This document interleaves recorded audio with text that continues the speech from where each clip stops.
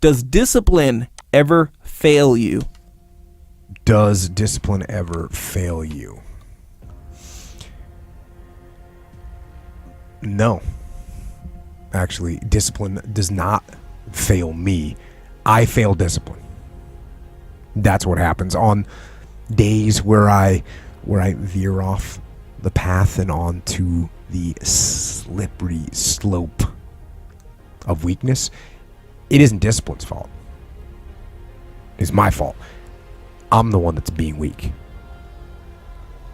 I'm the one that's not holding the line. I'm the one that is deciding to take the short-term gratification instead of the long-term domination. When laziness creeps in, it's not discipline that opened the door. It's me.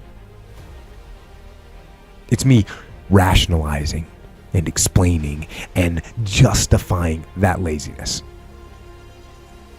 When I decide to take the easy path instead of the righteous path of discipline, that is my decision. That's all on me. It's me deciding to cave to my weaknesses and become a slave to them. And when I make that error, when I let discipline down, there's only one thing to do, and that's get back on the path. Get back on it. And then step it up and go harder and push more and pay for your transgressions. Cleanse yourself in the fire and the suffering of the discipline and get back on the path, the hard, unrelenting path of discipline, that path that leads to freedom. Fear of failure. So obviously, fear of failure can keep you from taking risk. And it can leave you just sitting there paralyzed into not taking any action at all. And obviously, that's bad. But I don't actually want you to overcome the fear of failure. I want you to be afraid of failure. Fear of failure is good. Fear of failure will keep you up at night, planning and rehearsing and going over contingencies. Fear of failure will keep you training hard. It'll stop you from cutting corners. Fear of failure will keep you working and thinking and striving and relentlessly trying to be more prepared for battle. So I want you to be afraid of failing. I fear failure. But more important, I want you to be horrified. I want you to be terrified of sitting on your ass and doing nothing. That is what I want you to be afraid of waking up in 6 days or 6 weeks or 6 years or 60 years and being no closer to your goal. You've made no progress. That is the horror. That is the nightmare. That is what you need to be truly afraid of. Being stagnant. So, get up and go. Take the risk, take the gamble, take the first step, take action. And don't let another day slip by. So as you get older, you get smarter. You gain knowledge. You learn more things. And that's great. Good for you. I'm glad. As long as you don't use that increased knowledge to rationalize being weak. As long as you don't start using your brain to come up with excuses that you actually believe. And you know what it sounds like? Train smarter, not harder. No! Actually, keep training hard. Every decision that you make has consequences. Even the smallest decisions. Are you making yourself better? Or are you making yourself worse? Are you moving forward or are you moving back? Are you making progress or are you stagnating? Every little decision you make counts. Make the right decisions. When you're clearing a building, especially as a leader, you got to pay attention as your team approaches doors inside that building. And you got to think about what is beyond that door. Is it a hallway? Is it a bedroom? Is it another section of the building that you didn't think about? Is there friendly forces behind that door? Or are there enemy behind that door? And you can think about that for a second, but eventually what you have to do is you have to get in there. And as I used to tell the boys, bust that door! And I'll tell you the same thing today. Don't wait forever. Don't plan forever. Bust that door and get in there. Have a good... You've lived a life dominated by doubt and fear. How do you step into bravery? Step. That's how you step into bravery. Step. Take the step. Step aggressively towards your fear. And that step towards your fear is the step into bravery. Because we're scared of what we don't know. And there is only one way to learn and to know, and that is to confront that fear. You have to step, you have to go. And this simple action, this simple attitude, it answers so many questions. So many questions. How do you get to the gym every day? You step. You go. How do you change your diet? You step. You go. How do you overcome fear of failure or fear of success or fear of fear itself? You step. And how do you face the fear of the unknown? You step. Don't wait anymore. Don't think anymore. Don't plan anymore. Don't contemplate anymore. Don't make any more excuses or justifications. Don't rationalize anything else. No, no, and no. Instead, be aggressive. Take action now. And what is the first action that you need to take? What's the first step you need to take? The first step you need to take is just that. Step. And there's been thousands and hundreds of thousands and millions of warriors that have been in very stressful situations and faced evil and faced death much worse than the situation I'm in or you're in that we might consider stressful. And I even did this when I was overseas, when I was on deployment, when I was a combat leader. I was feeling stress. And you know what? We took casualties, and it was awful, and it was heartbreaking,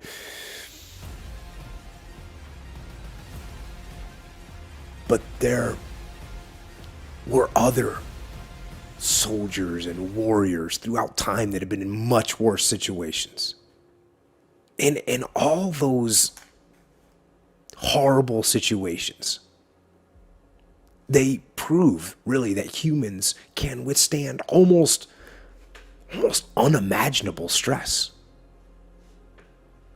Which meant to me that I could too.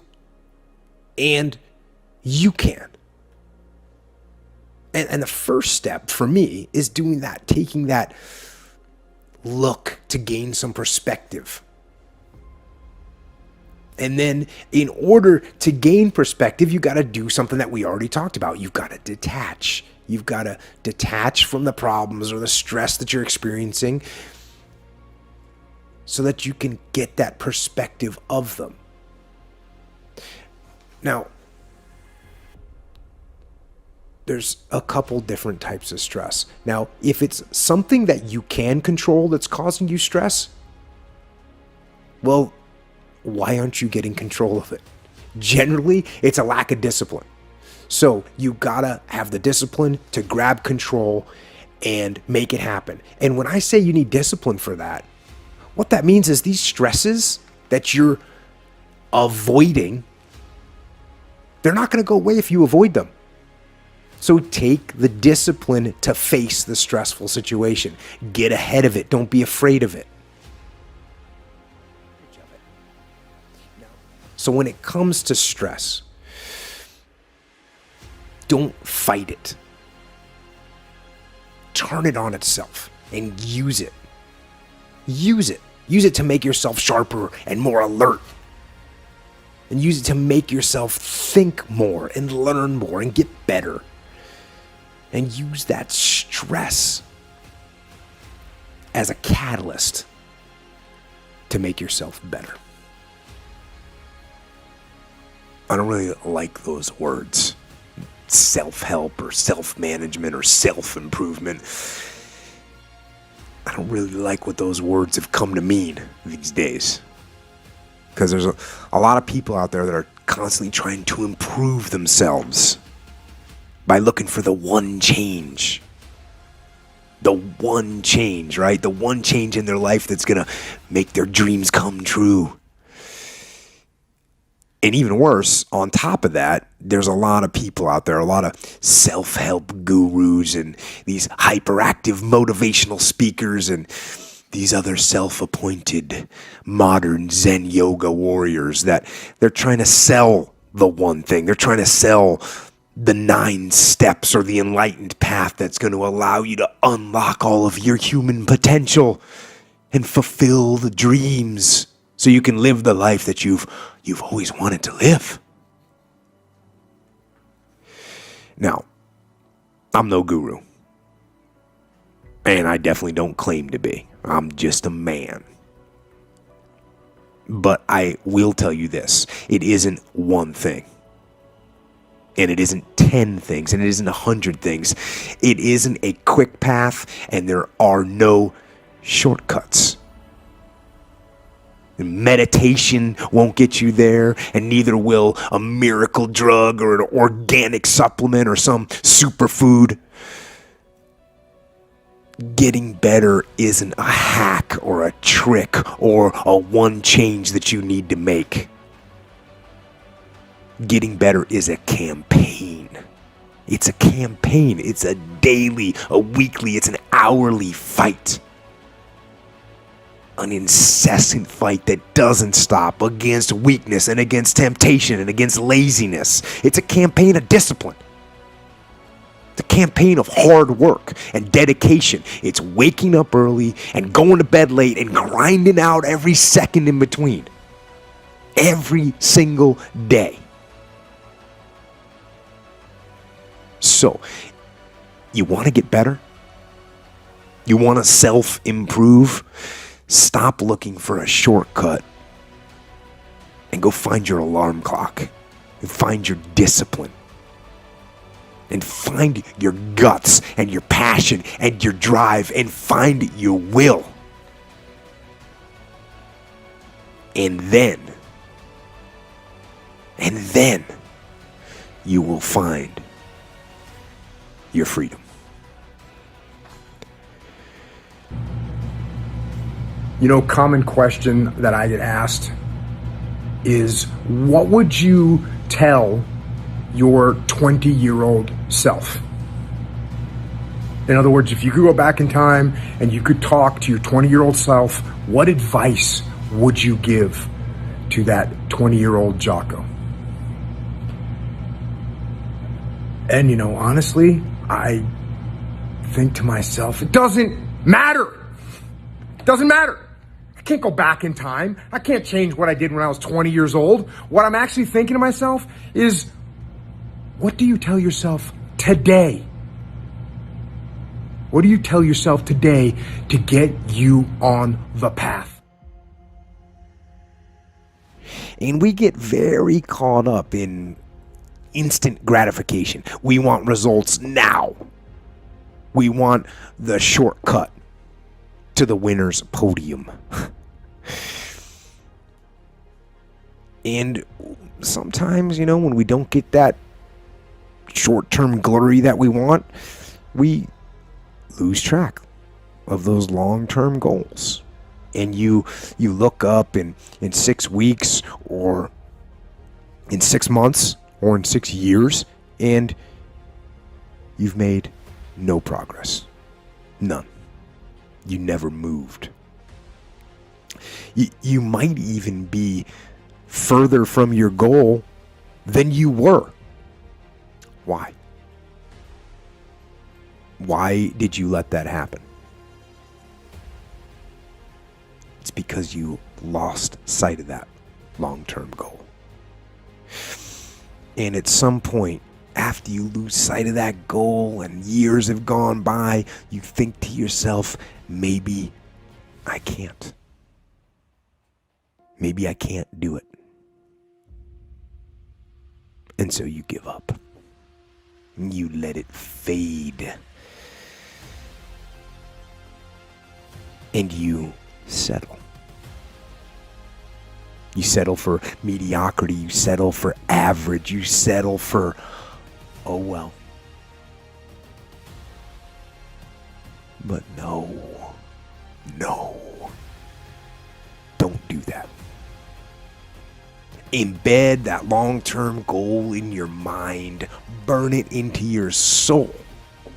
Think about it and write about it and talk about it and hang it up on your wall. But most important, do something about it. Do something about it every day. Do something that moves you toward that goal, that keeps the goal alive and in sight and in focus. However small or insignificant that step might seem, take it, do it, do that little piece. Make it happen. Because that goal isn't going to achieve itself. It's all on you. You got to go down swinging. And I'll tell you this, if you fight with all you've got, more often than not, you won't go down at all. You win. But you got to make that attitude part of your everyday life, the extra rep, the extra mile, the extra round, the right choices to make yourself stronger mentally and physically. Stand and fight. Fight against weakness and against fear. And fight against time and decay. Fight back. Go down swinging. Give every day everything you've got. And when you face a challenge, even something where you don't believe you can win, maybe it's a situation where you cannot win. But if you can't win, remember this. You have nothing to lose. So stand up and go forward and go out in a blaze of glory. Fighting with everything you've got, every ounce of energy, every bead of sweat, and every drop of blood. Till your last breath. And then, and only then, you can stand down. And you can put down your sword. And you can put down your shield. And rest in peace. In my old job, when we were clearing buildings or clearing houses or moving down the street, situations where there's a lot of threats, a lot of angles to be covered, a lot of potential areas where bad guys could be. Sometimes you would see one of your guys and they'd be standing around not doing anything. And so the phrase we would tell those guys is, look for work. Look to pick up one of those angles. Look to cover one of those threats. And that's the attitude you would have to have. And you can apply that to any part of your life. There's a lot of craziness going on in the world right now. See what you can do to make it better. Go look for work. I don't think you need to be tough versus smart. I don't think it needs to be tough or smart. I think you need to be tough and smart. Right. I don't think those two traits are mutually exclusive at all. Mm-hmm. And being tough and being smart is actually what we want. So when we think of tough, I think we think of using blunt force to solve a problem. Right. And you might think that using blunt force to solve a problem is stupid. And at the same time, you might think that stepping back from a problem and taking a look or stepping back away from it might be giving up. So you're weak. Or you're not tough. But there are times when those options are the best options. There's sometimes when blunt force is the best option. And you just got to power through, and you got to be tough, and you got to get over the hurdle or over the obstacle or through the obstacle through blunt force trauma. And there's other times where the best possible thing you could do is step back and quit beating your head against the wall and trying to blunt force through something. You want to step back and find another way. You want to be smarter, not harder. And I think, again, this comes out to balance. And people pushing when it's a good time to push and a good time to be tough, and at the same time knowing that you need to balance that with being smart. And the only way you're going to be able to do that, the only way you're going to be able to figure out if you're just being too smart or not smart enough or too tough or not tough enough, is to be able to detach and step back and look and assess the situation. If you get too in the weeds on it, you won't be able to see that, hey, you've beat your head against the wall 47 times. That's enough. Stop. Step back and find another way. Mm-hmm. Just like if you're so engrossed in solving the problem and finding the perfect solution and finding the least impact way through the smartest resolution, if you don't step back from that, you might not see that if you wait any longer on your brilliant plan, you're going to be overrun by the problem itself. So being smart and being tough are not mutually exclusive. You need to be both, and the way that you balance them is by stepping back, detaching, and always doing an assessment of what's happening. So who do I use as a standard to measure myself by?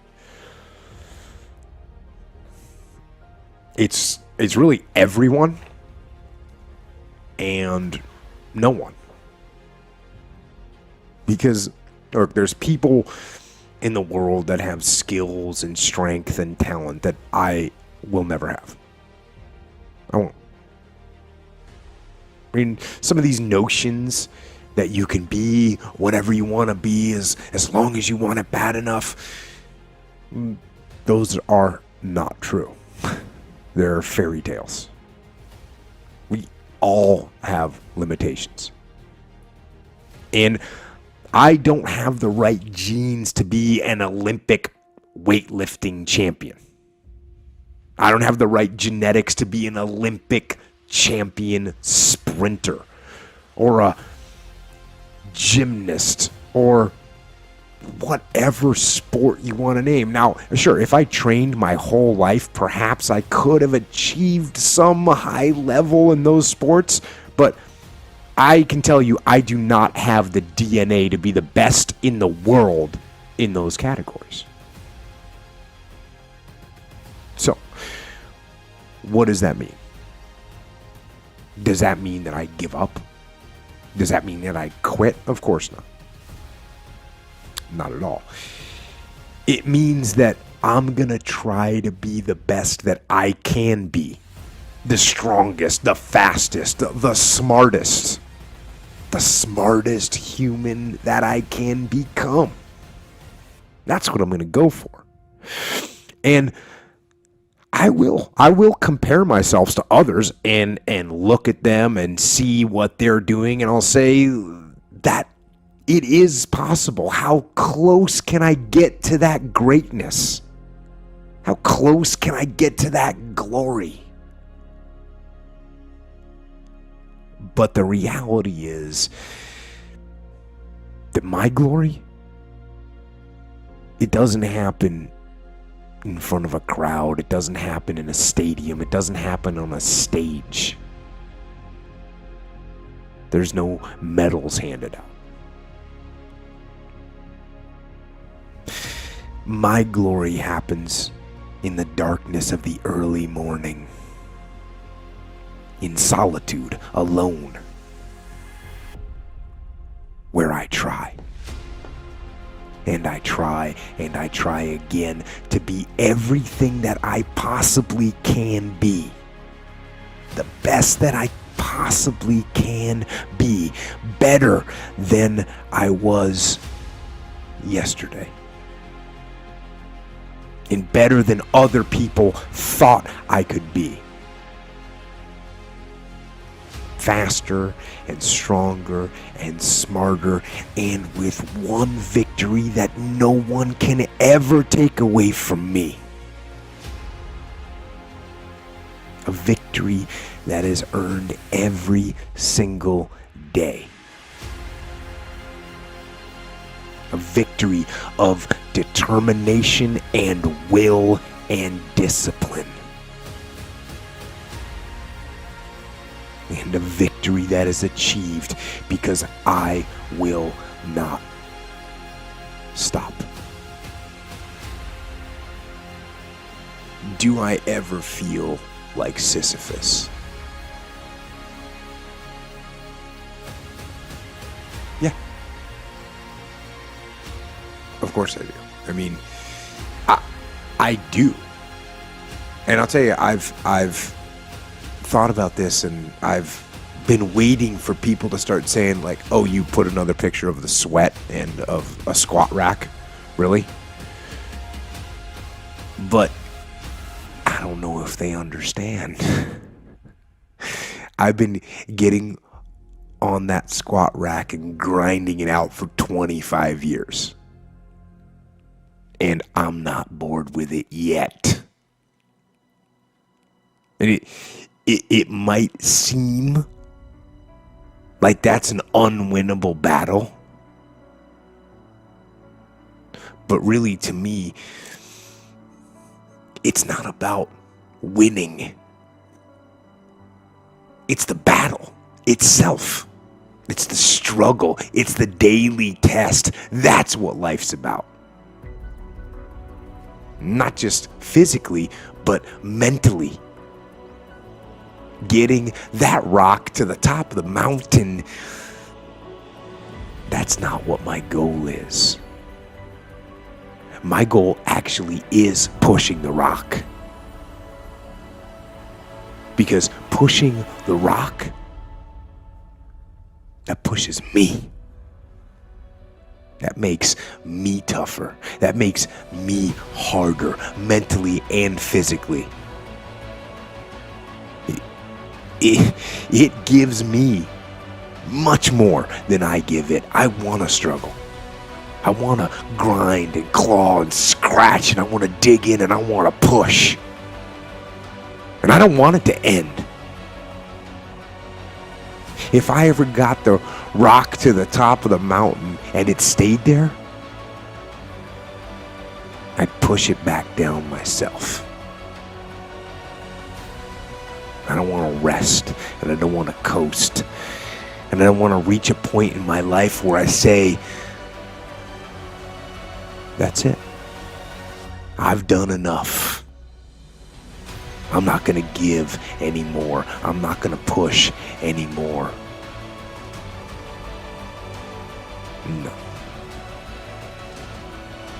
No. That relentless cycle of day-to-day challenges, they aren't maddening to me. They don't frustrate me. They inspire me. Inspire me to drive and push more and to push harder. That's what that rock does to me. So I say, dig in and get to pushing. 3 questions. 1, who are you? 2, who do you want to be? And 3, what are you doing about it? Ask yourself those questions and be honest with the answers. Don't lie. And then go do something about it. So when things get crazy, make sure that you don't get crazy too. Keep your emotions in check. Stay calm. There's going to be things that go on that are out of your control. The worst thing you can do is let something that's out of your control control you. Get control of yourself. Get control of your emotions. Don't get angry. Don't get frustrated. Instead, stay calm and figure out how to move forward. Is when someone is like so positive that they forget about reality of the situation, you know, and so that can be absolutely problematic, and that is not what I'm telling anybody to do. In fact, let's not mistake the good philosophy as one that negates reality. That is totally off. That's not what I'm telling anyone to do. In fact, the very first thing you have to do is accept reality. That's the first thing you got to do. You got to look at what's happening. You got to assess the reality of it, and then you say, okay, good. Now, instead of dwelling on the negatives and what's going to go bad and what's wrong, you deal with them, but then you look at, okay, now what are we going to do positive out of this? What good's going to come out of this? And that's all it is. It's definitely not denying or being delusional about the situation by any stretch, but it is also not being woe is me. Right. And oh, this happened and now, oh my gosh, everything's going horrible, I'm doomed. No, that's not what I'm talking about. Obviously, I'm not talking about that. And it's also not like, it's okay, everything's wonderful. No, that's why the term is good and not wonderful, right? Sure. I'm not saying everything's wonderful, but good. Yeah. Okay, now what are we going to find out of this? What are we going to figure out of this? What are we going to make happen now? Because I'm going to deal with reality. I'm going to accept reality. I'm going to accept reality. Yeah. Then there's some people that, you know, like the self-help gurus that are like, no, I'm just not going to accept that. Right. It's not going to happen. I'm going to be so positive that I'm going to get that $1 million tomorrow. Yeah. You know? No, actually, you're not going to get that $1 million tomorrow. You're going to have to work. You're going to have to work for a long time. You're going to have to work hard. You're going to have to stay focused on your goals, and then you'll get your $1 million. I hear that I'm over 40, I'm pushing 50, whatever.